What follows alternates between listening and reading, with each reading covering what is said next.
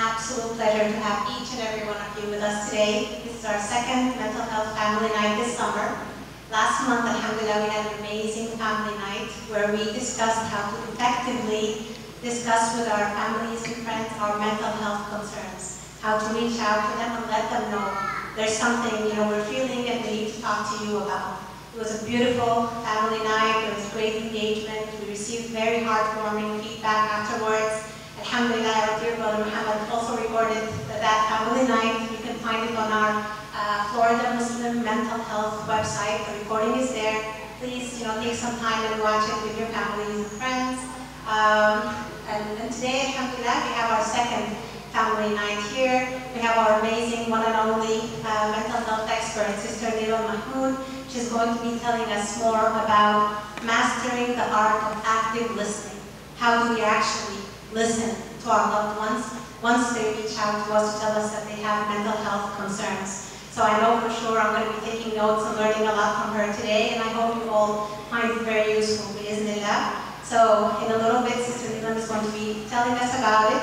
After Sister Nilam's presentation, we have our dear brother, Dr. Haris Ali from Ali Mental Health. So he's going to be telling us for about 5 to 10 minutes or so about mental health services provided and available for our community from Ali Mental Health. So inshallah, he'll be telling us more about it, isn't that? After that, we have an open floor for questions. We have a 3-minute Kahoot, just to get your feedback on how everything went today.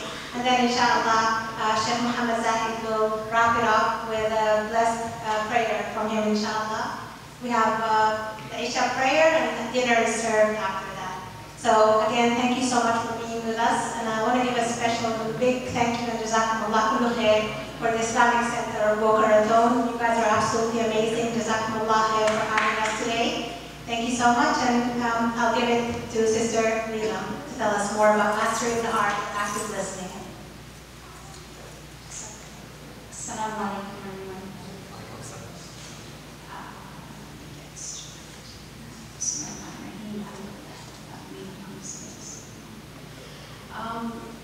Before I get started, I definitely want, this is a new group for me. It's a pleasure to be here. I want to thank everyone first and foremost for the invitation to come out. South Florida Muslim Federation for hosting me and you all here today to discuss, I would say, one small portion of this mental health topic. It's very broad, and you can talk about it over the course of many months, many weeks. But it's a topic that's really, really important, because I think that listening, true active listening is an art form, and it's one that I would venture to say none of us has perfected in any form or fashion. I don't think that we are good listeners, and it's not because we're not good people, it's because we have a lot of distractions, and there's a lot going on, and so just that calm, quiet ability to sit with somebody and hear them is not there. And the reality is, it's not the prophetic way. If we know about our Prophet Muhammad sallallahu alaihi wasallam, we know that he was the best of listeners.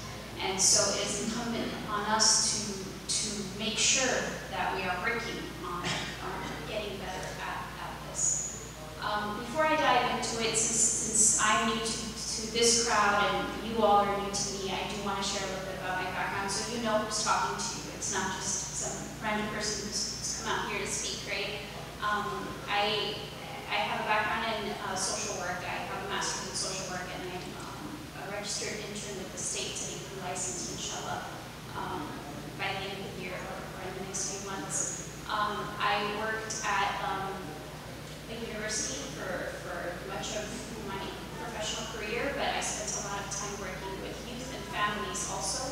So I worked a lot with individuals and with mental health issues and children who were neglected, abused, and challenges in the family unit. So inshallah, I hope that whatever I can share with you today is something, even if there's a small tidbit of information that you can take home with you and that will help you.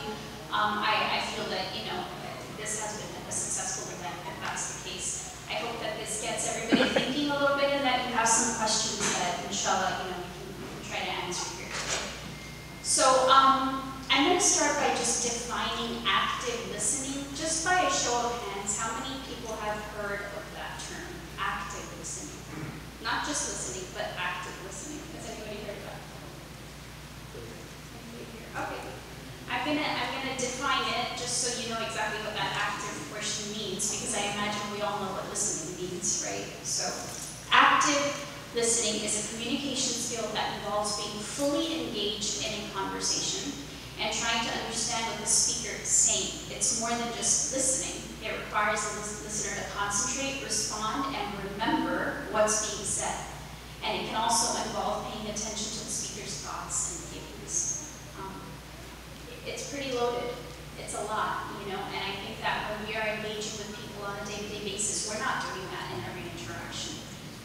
Are we expected to do that in every interaction? Probably not, right? But there are certain relationships and certain people that we interact with in certain moments that we should be giving them that full. We should be giving people full and undivided attention all of the time. But there are more times where you should really be giving a little bit more of yourself. So why should we listen actively? Why is it important? Closer? Okay, I'm sorry. Is that better? Yeah. Okay. Why should we listen actively? I'm open to anybody saying anything if they want to, or I can just dive right in. Does anybody have an idea of why it would be important to listen actively to people? Okay. Yes? We can empathize with them, learn where they're coming from, Yeah. what they're trying to convey to you. Absolutely. Yeah. Empathize with them, learn. I actually wrote those words exactly, trying to understand what people are trying to convey to you. So excellent. Yeah. So I'll hand it there. Yeah, also to tell the person that you're listening to that they're important. That they're okay. Important. Yes. Yes. They might Absolutely. say something and then Yeah. say, did you hear what I said? Yeah. Like, yeah, I heard your first sentence. You said this. Right. Right. Okay, I'm engaged. Excellent. Yeah. Homework. Yes. My listening basically show that care. Yeah. Showing care, right? Like how many things, and just in these three responses, we have three unique reasons as to why we should be listening and how that might make somebody feel, right? And I think that that is the real important takeaway, is the feeling that we give others when we are listening or not listening, right? That impact that that has. So for me, immediately when I hear something like, well, why should I listen actively to somebody? I think, well, it's the right thing to do, right? Immediately, that's what comes to mind. I think it's the right thing to do. We should. But it's so much more than that, right? I'll start with one of the brothers here said to connect, to make people feel important, to connect with somebody in a meaningful way, right? To help, to give them the ability to feel that we are trying to understand what they are trying to convey, right? That's active listening. I could be in the kitchen doing the dishes, and if my husband has something really important to say to me and I'm still cleaning the dishes while he's talking and I'm nodding my head, am I listening actively? And how could that make him feel, right? My back is turned to him. He's talking about something really important that happened at work. Maybe it doesn't matter to me. Maybe it's not important to me. Maybe I don't even really care. But should I act like I do? Should I give him that degree of respect that he deserves as somebody who I'm connected to, right? And that's really the important takeaway here, is that it's in our day-to-day. That one action of my back being turned to him and not even giving him that attention makes him feel disconnected, probably from me, makes him feel disrespected, probably. And these are a lot of feelings that we might have these feelings every single day. Now imagine if those feelings start to mount, right? I know many couples in our community where I live who this goes on for days and weeks and months and years and nobody ever talks about it. Oh, I was talking to him and he wasn't listening to me. I told him a story and I told him this was so important to me and he just started talking about something else, right? That leads to marital discord.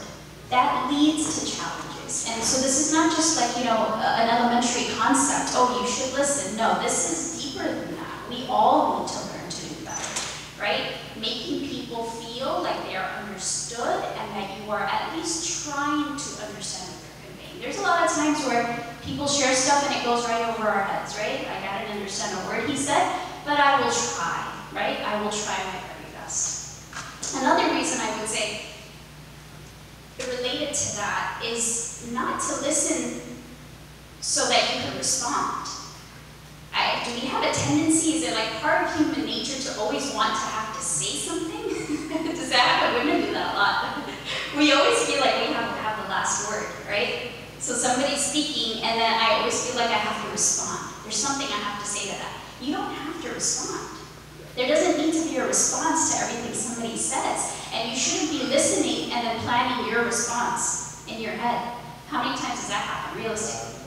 In the workplace, it happens all the time. I can tell you that. When I had a staff of 10, they were talking, I was already planning what I wanted to say next. Not a good thing, but when you're multitasking, it tends to happen, right? Again, finding the opportunity to say, okay, no, this person needs my undivided attention. I don't have to respond. I just have to listen. That is my duty. That's my responsibility in this interaction right now. I'm going to take this. I want you to, so I said this a little bit, but I also want you to think about how you feel now. I've said all of this, and now I want you to put yourself in the shoes of the person that's not being listened to, right? So think about how you feel when you're talking to somebody who's distracted, who's on their phone. Does that happen? You're talking to someone, you're having a full conversation, and they're just scrolling like this, right? And you could be asking me a question, I'm on my phone. How does that feel? I mean, realistically, honestly, and this happens every day in every relationship probably, sadly, this happens all the time. How does that feel when somebody's looking at their phone? Insulting. It's insulting almost, right? Like, it's not, I'm not important. And you know what's even scarier today is that some people aren't even insulted anymore. It's the norm. You see people at the dinner table with their phones, eating, and the husband and the wife are both on the phone at the same time simultaneously, and the kids are just probably on phones too by this point, right? I'm not passing judgment, I'm giving us a harsh reality, right? We all do it. We all do it. I would say there's times where I'm on my phone where I shouldn't be on my phone, and I'm not giving my kids the undivided attention they deserve. Think about how you feel when it's done to you. Because if you feel a certain way, other people are feeling the same way when you're doing it, right? Think about how you feel when you spend time with someone who does all the talking, right? We all have someone in our life that loves to talk.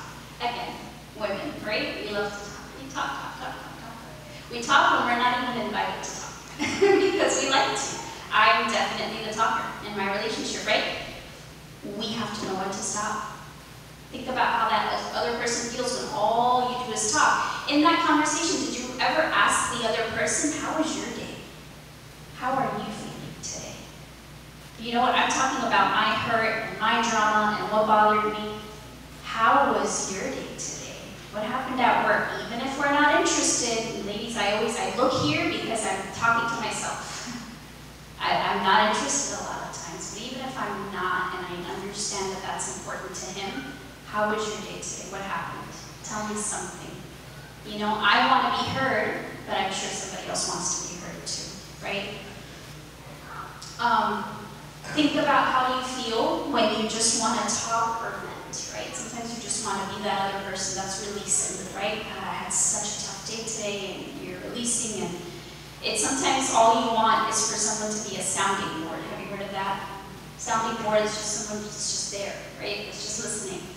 And then the person starts to give you advice. Unsolicited advice, right? Advice that's irrelevant to what it is that you're even thinking about. All you needed in that moment was someone to listen. Again, it's an art form, right? We all can't expect to know it, but we can try, right? All of these things I'm telling you to think about, there was one person who did it perfectly, and it was our Prophet Muhammad. The way that he listen, the way that he did not offer advice until he knew that that's what the person needed, the way that he turned to people to look at them, the way that, I know he didn't have a phone, but whatever he was doing, he dropped it and listened to people. That's our example. There's nobody else that can tell you to turn to. It's in our faith. It's really what we should strive to be. I remember one thing that I learned in my studies in college before I graduated that really stuck with me. I learned a lot of things. I hope it wasn't just one thing. But one thing that stuck with me was one of my mentors, one of my professors who's now a mentor, who's now a friend, and she said, I was facing a situation with a client, and I said, I don't know what to do anymore. I don't know what to say. And she said, you don't always have to say something. You should, as a clinician, as a human, ask people what they need. What is it that you need from me right now? Because I see that you're upset, I see that you're hurting, I see that something's bothering you. Do you want advice, or do you just want me to listen? You would be so surprised. I don't have a number for this, I'm just gonna guess. Probably more than 50% of the time, somebody just wants you to listen. They don't want your advice. They're not necessarily coming to you for advice. If they want advice, they'll ask you for it. Sometimes they just want you to listen. And to be able to say, wow, that sounds really tough. That sounds hard. Is there anything I can do for you? I think that's an area where we need a lot of work, right? We panic a little bit. I think when somebody's talking to us or has too much to say, we kind of go into a panic mode. And we try to find, well, how can I save this person, or how can I do something? And that happens, again, a lot to moms, right? Because as mothers, that's all we do. We're always saving our children from some catastrophe. And so our first response is, what can I do? What can I do? What can I do? And a lot of times our husbands, that's not what they need. They're not looking for you to save them. They just need an ear.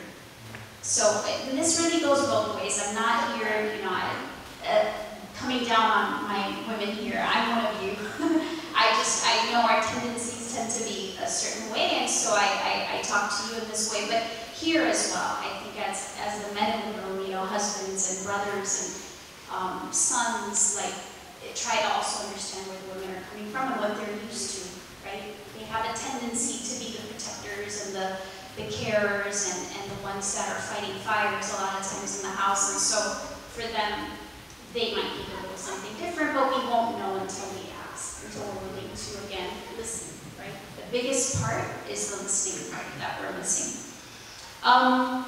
Why else should we listen actively? If we want to be heard, did I see a hand here? I'm sorry. Nobody. Oh. So we want to be heard, right? In order to be heard, we must listen. If you want to be valued and you want to be heard, you have to be willing to listen. I've had moms come up to me so many times and say, my teenage son doesn't listen to me. He just doesn't listen. I don't understand why. He doesn't listen no matter what I say. And my first question is, do you listen to him? Have you ever sat down with him and asked him what he's going through? Because if he's a teenager, you gave me half of the answer right now. If he's not listening, because those years are the toughest years of his life right now, you're expecting him to listen to you. Have you asked him what he's going through? To be heard, we must listen. That's again, the prophetic way. There's a book that I'm not just making this stuff, but there's a really good book that I would recommend to all of you. It's called When Hearing Becomes Listening, and it has a lot of prophetic stories in it about how we become better listeners. So some of what I'm sharing are anecdotes that I read in here. But the Prophet ﷺ also needed people to listen, right, to his message. And that's kind of part of this process, is that he knew he needed to be heard, and the wisdom in him listening, it's just beautiful, right? It's such a beautiful give and take relationship. our homes, maintaining family ties and making sure that there's a give and take in our homes. That's what it requires. It requires, even with your children, being able to say, what is it that I can do for you, or what's going on?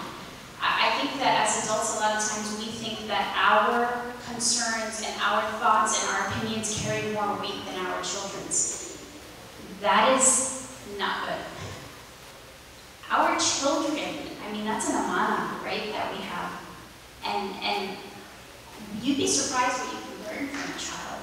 You know, I think that sometimes my interactions with my 5-year-old are some of the most profound interactions I've ever had, because he sees the world in the purest of ways, and he sees things that we don't see. He has allowed me to hold a mirror up and see things about myself that I haven't seen.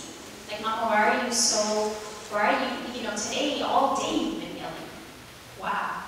And he realized that until he came to me and told me that. Mama, you didn't even listen to me today. I tried to talk to you all day and you didn't listen.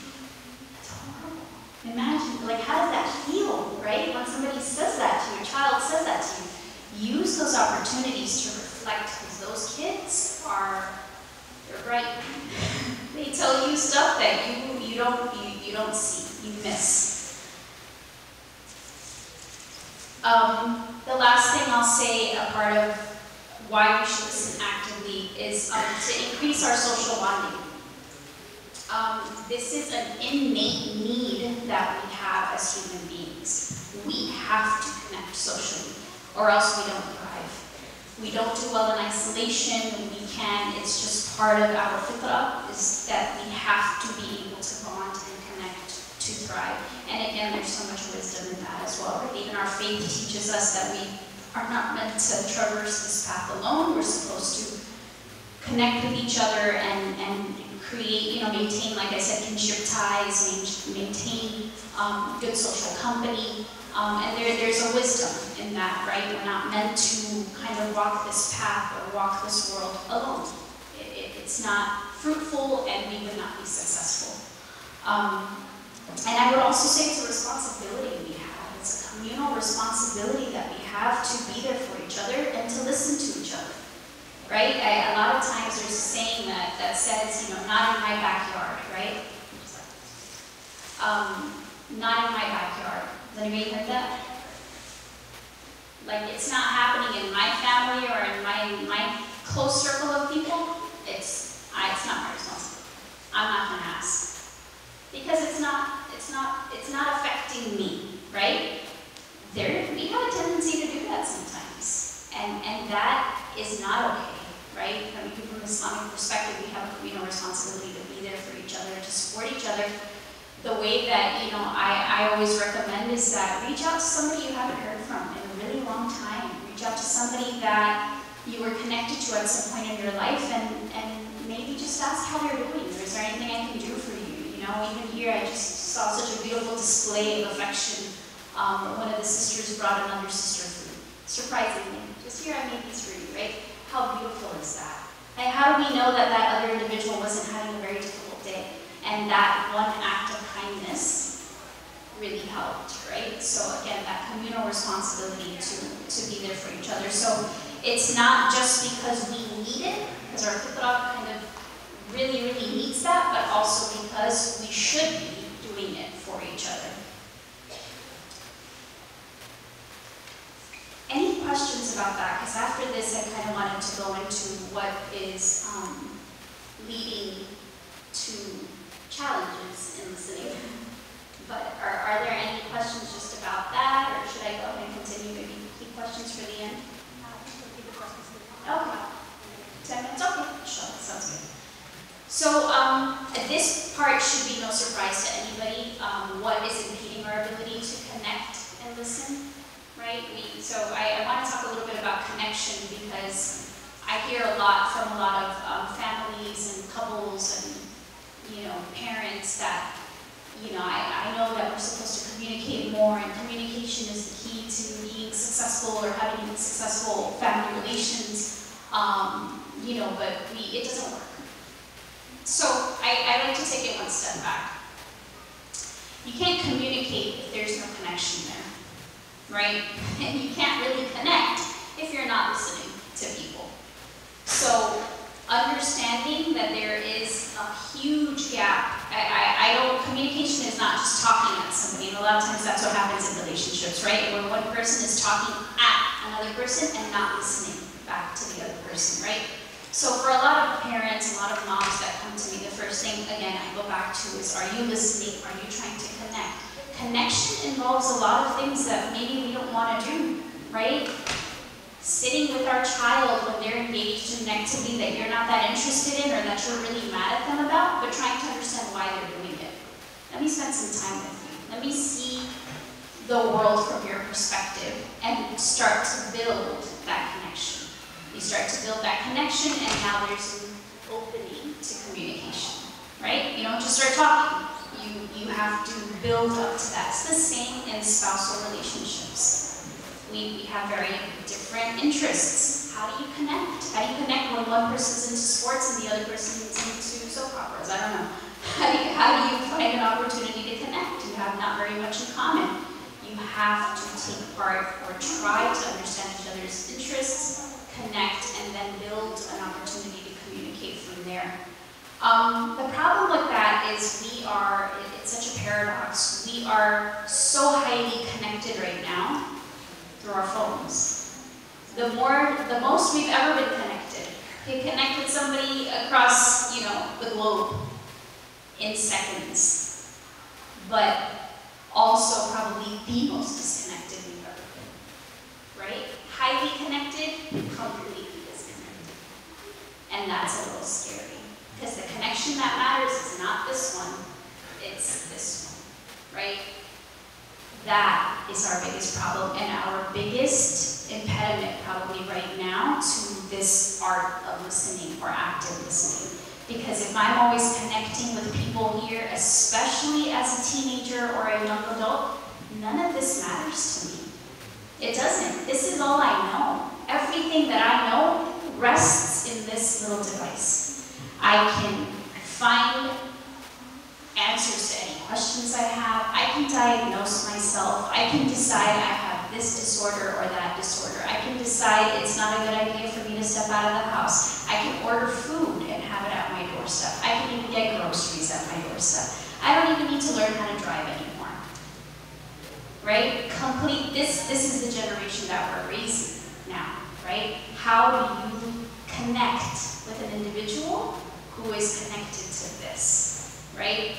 That is really the hardest part of all of this, is that these devices are really scary. They do a lot for us if they're used in the correct way, but when they get in the hands of kids that don't know how to use them responsibly, now we've lost this ability to listen actively and talk. So I think, what I talked about, the whole thing about having the phone when we're talking, I think, this is one quick tip.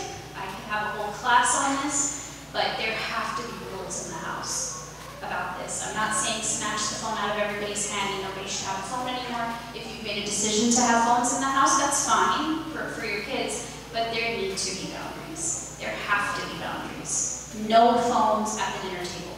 All phones go to a central location when you go to bed, and that this should be for everybody, right? Parents should not be immune to this. You can't be a parent and say, stop scrolling on your phone all day while you're scrolling on your phone all day, right? And it happens. I see it all the time. A parent is actually yelling at their child while they're on their phone. I mean, how are you getting anything across? Children are sponges. They're doing what they're not listening to what you're saying, they're doing what you're doing, right? So that is probably just one step that I think that as parents we can take. Some other tips for active listening, because like I said, this is just one session and 20 minutes to be able to share little tips with you, but these are things that we talk about in classes for weeks on end, and we practice them and we do activities together. But eye contact. Of course, I think, in certain gender relations, direct eye contact is not recommended, of course, but I think, when you're talking to somebody of the same gender, when you're speaking with somebody in your family, maintaining some level of eye contact, again, not looking at your phone, not looking somewhere else, that's an important thing, right? Face the speaker, again, something our Prophet ﷺ did all the time. Turned to face the individual that was talking to him. I don't see people do that very much. I don't do that very much. It's a reminder, right? Turn to face the person. That, half the challenge, half the battle is fought. When you've turned to somebody and you said, like, Sister Noma was talking to me and I just turned to her and I looked at her. How much different does it feel when I turn to you? I've had my back to you all night, by the way. I'm sorry. You've seen the side of the entire. But what a difference it makes when you turn to somebody, right? And you have now given them your attention. Does that change how you feel? Big difference, right? Wow, like I'm important. I'm actually they want to listen. That's how I'm feeling now. Be present, phones down. Again, for me, be present just means lately, in today's day and age, just put this thing down.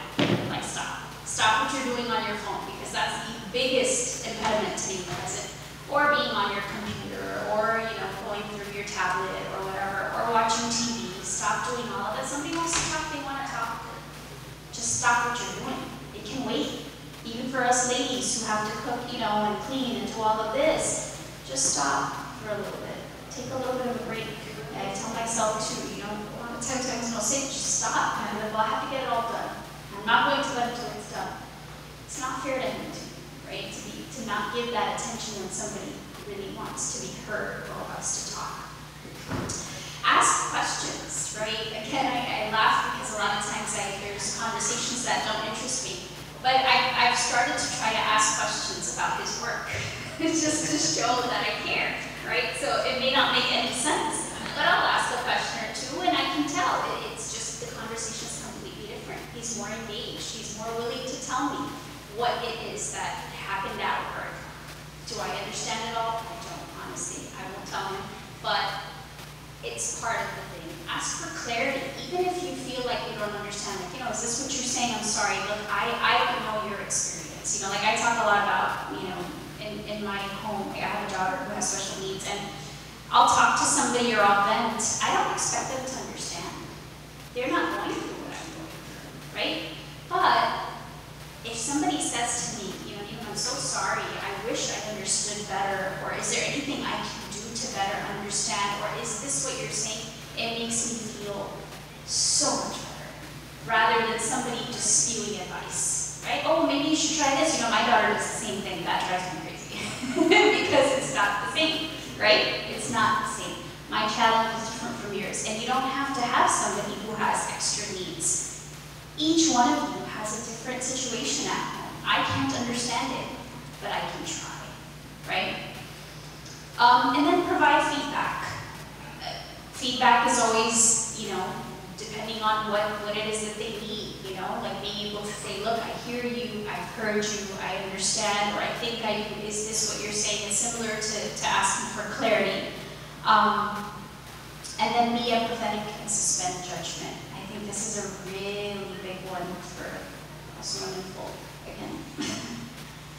There's just too much judgment, and it needs to stop, This idea that, and maybe we don't say it to each other's faces, but there's a tendency to assume that somebody has done something. Oh my God, how could they do that? That's so bad. How could she do something like that?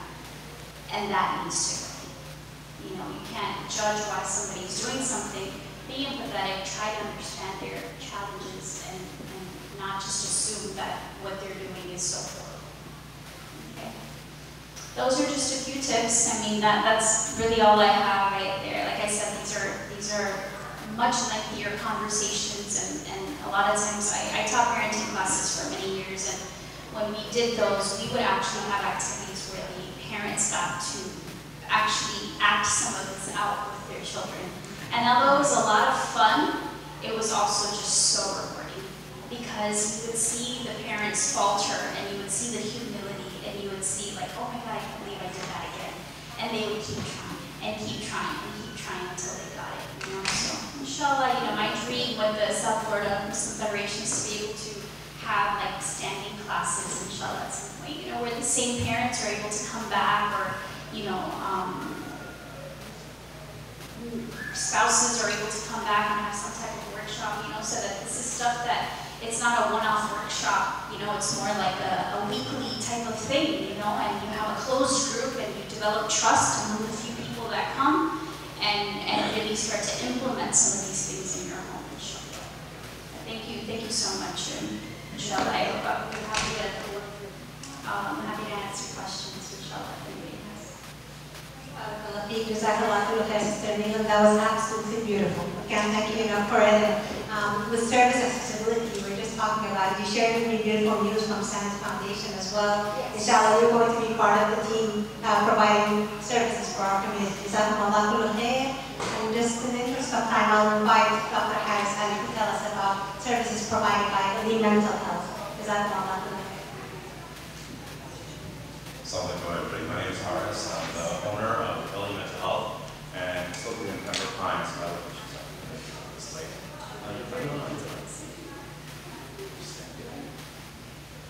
But I just want to tell you a story about my uncle. Can you hear me now? I want to start with a story about my uncle. He came here probably in the 60s or 70s, and he had nothing he used to do except work. Like many of us here, all he used to do was work, work, work. 45 years later, after he got to the top with where he wanted to be in his company, they laid him off. The next day, he had some chest pain, ended up having a quadruple bypass. This is life. This actually happened. He had a great recovery, alhamdulillah. A year later, he got diagnosed with cancer. And this is a true story of mine. And during that time, this whole time, he had 3 kids. One became a physician, one became an optometrist, one became a principal of the school, and they all went their own ways. Him and his wife were left alone. And this is the story of life in America. And we were there for his support system, but you know what? Mental health is something we don't focus on enough. This generation of our elders, when you ask them what medications are you taking, they would say nothing. All right? Now we see a change where they're sharing, I use this insulin, I use this blood pressure medicine. Right? 30 years ago, 40 years ago, the stigma that was attached to taking medication for blood pressure, for diabetes, that stigma is now present in mental health. People are afraid of saying, I have depression, I have anxiety. All right? And we have to break the stigma, especially in our culture, in our community. We're so scared to face the facts until it's too late. But what I want to share is, LE Mental Health, we're here for you. We're offering services for all your mental health conditions. We've got multiple therapists, and they have been trained by the South Florida Muslim Mental Health team. So they may not be Muslim, but they know the culture, they know their faith, and they know the sensitivity. They understand. So we want to keep that, and we have multiple therapists that have no waiting list as well. We also offer a special rate for Florida Muslim Mental Health, and all you have to do is call our number, schedule an appointment, and we can get you in as soon as possible. But one thing I also want to share is something we don't focus on enough, back to my uncle, is self-care. What are you doing for yourself? Yes, we pray 5 times a day. We will get peace and relaxation by listening to Quran, reading Quran, right? But what do you do for yourself as far as your physical health? Are you taking walks? Are you spending time for yourself, focusing on your health? If you're not, that's something you have to start initiating. So all these things, I just want to bring to your attention. This is something where we all have to work together and be each other's support system. And we're here for you, inshallah, and whatever you guys need, you guys can reach out to me, and I'll leave my pamphlets here as well. Any questions? Thank you so much. So the floor is open now for any questions for Sister Neelam or Brother Harris. If anyone has any questions, you're welcome to ask right now. I'll come around. Any questions? Yes? Sister Neelam, want to come back, please? Thank you. Do we have any questions for Sister Neelam or Brother Harris? Yes? You're welcome to. Yes, please go ahead.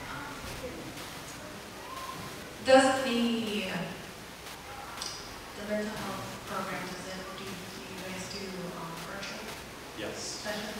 Awesome, thank you. That's a great question. We offer in-person and virtual services for telehealth, and we accept most major insurances. So if you call your insurance company or you call us, we'll be happy to figure out what insurance, what's your copay, if there's one. Many insurances don't even have a copay. It's zero. So it's a great system where you don't realize you have all this access, and all you have to do is tap into it. One more thing I want to share was communication. Sister Neelam was talking about. There's a book called The Five Languages, I think? Yes, Five Love Languages by Gary Chapman. It's a great book. It's not just for husbands and wives, but it's also for you communicating with your children, you communicating at work. There's, the active listening part that Sister Neelam was talking about is so vital. And it's not just verbal listening. It's the body language. It's the languages that you and we might have different languages. We have to understand each other's language. So I think it's a great book. If you guys have access to it, please do see if you can read it. Exactly, for teens and workplace. What's the name again? 5 Languages of Love. The 5 love languages. Gary Chapman. That's a great point. Thank you, Brother Harris. I had actually forgotten about that, but that's a great book for just understanding it's hard to explain without you actually reading it, but basically what the needs are for one individual. So the way that I express myself may be very different from how my husband expresses himself or his care, right? Or what I need to feel valued versus what he needs to feel valued, right? And the same is true with children, because a lot of times you have children that don't express themselves to their parents or their appreciation. Well, because their love language might be different, it doesn't mean that they don't appreciate you. They just express it very differently, right? For me, like, it might be acts of kindness. Like, so if somebody does something for me, that's all I need to feel valued. Whereas for my husband, maybe he needs me to actually say something for him to feel valued. So it's really important to understand that about each other, to have a healthier relationship all around. Any more questions? Please go ahead.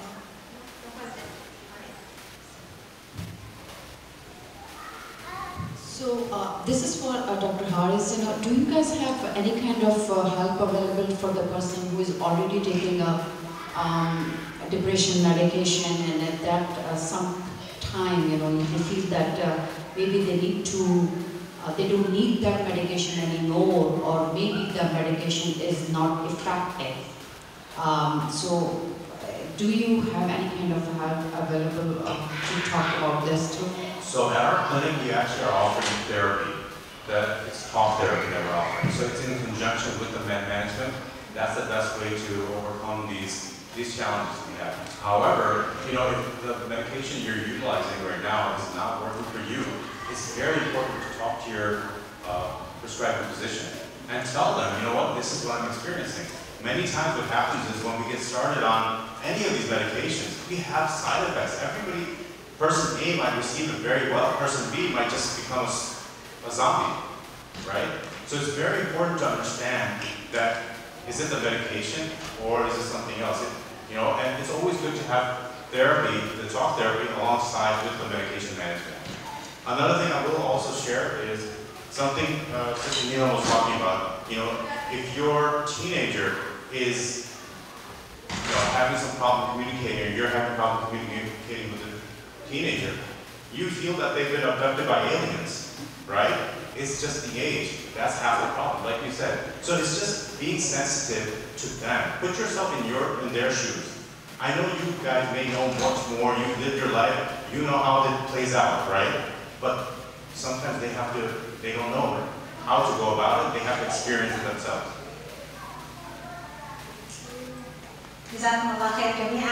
It's almost mission time. We wanted to take just a few minutes if you could kindly respond to our Kahoot. It's just a 3-minute exercise. Inshallah, we will hear back from you. So if everyone could kindly go to kahoot.it or IT, and we'll share with you right now the code to enter. We want to hear back from you. It's a quick thing, like we said. Just let us know what you thought about the session today. There's a sister who wanted to use my phone. I don't know if you're here. Someone wanted to do the Kahoot. Are you still here? Okay, so everyone else, please go to kahoot.it and enter the code that I'll be sharing with you right now. Jazakumullah khair. So it's Kahoot. I'm going to start now. Yes, that's the number. The code? No, just this code. Yes. Yeah, there's a QR code as well. Scan the QR code. You can scan the QR code. The number is 6921959. Please just write your name. Thank you. Thank you so much. My kids, please don't embarrass me like last time. Just write your names and that's it. Thank you, thank you, thank you. You want everyone to sign in. It's a quick yes or no mostly. So it's a very quick thing. Sisters, where are you? We need more people. Let's go. We're about 50 here today, mashallah. So let's see the names coming up. Let's go to kahoot.it. Please enter the PIN 6921959. Our sisters, are you here? If anyone needs a phone, you can use my phone.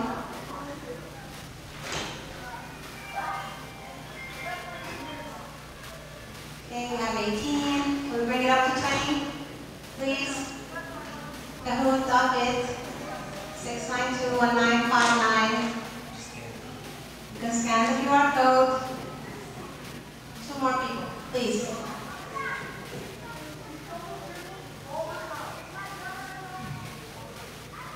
Perfect. 1 more. No. Perfect. Great. Alhamdulillah. Good. We're going to get started. Takes 30 seconds only. So please respond. We really appreciate your feedback. Bismillah.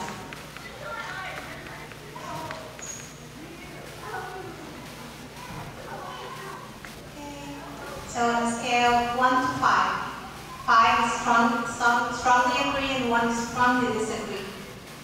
What are your thoughts on today's discussion? Was it very informative? 5 is strongly agree, 1 is strongly disagree. You can give any number from 1 to 5. Okay, 14 more seconds to go. I want everyone to answer please. 1 to 5. 1 is strongly disagree. 5 strongly agree. Perfect. Let's see the answers. Alhamdulillah. That's amazing. Allahu Akbar. Jazakumullah khair. Thank you so much, Sister Neela. Thank you for everyone who responded. We'll move to the next question, inshallah. So now it's all yes or no. Were the topics covered today relevant and helpful to you and your family? Today, yes or no? Please take a second to respond. We want to see everyone answering, and then we'll move on to the next question.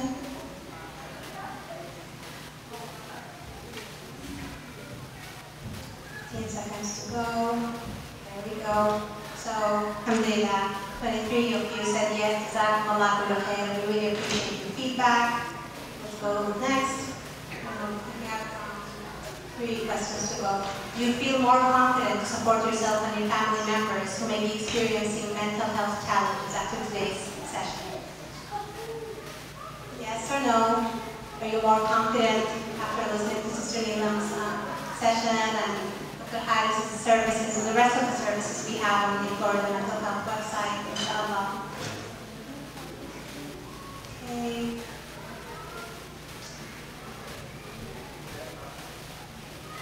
Seconds to go.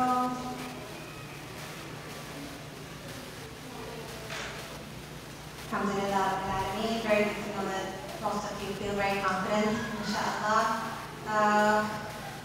Fourth question, do you consider mental health to be a priority in your life? Is it a yes or a no?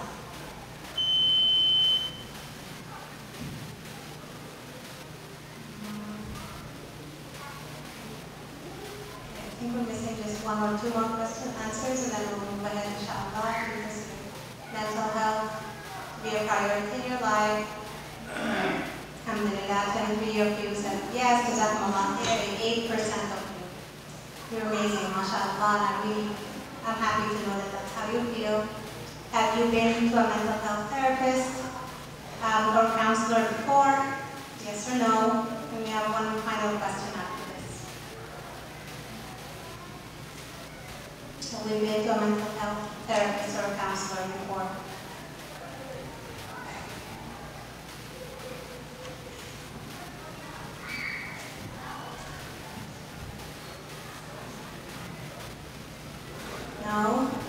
said no.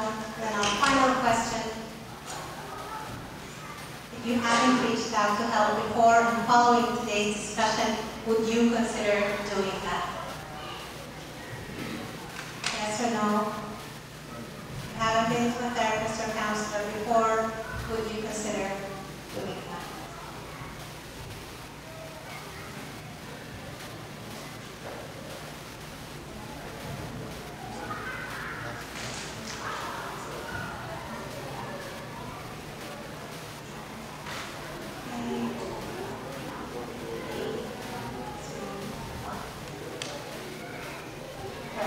Alhamdulillah, 64% said yes, Allahu Akbar. We're really happy to know that this had a great impact on all of you. Once again, just a reminder, the website is there, we're always there. Please let us know if we can help connect you with anyone or help you in any way, inshallah. May Allah bless you and protect you all. Jazakumullah kullu khair. I would just like to invite Sheikh Muhammad to bless our evening with a beautiful prayer, inshallah.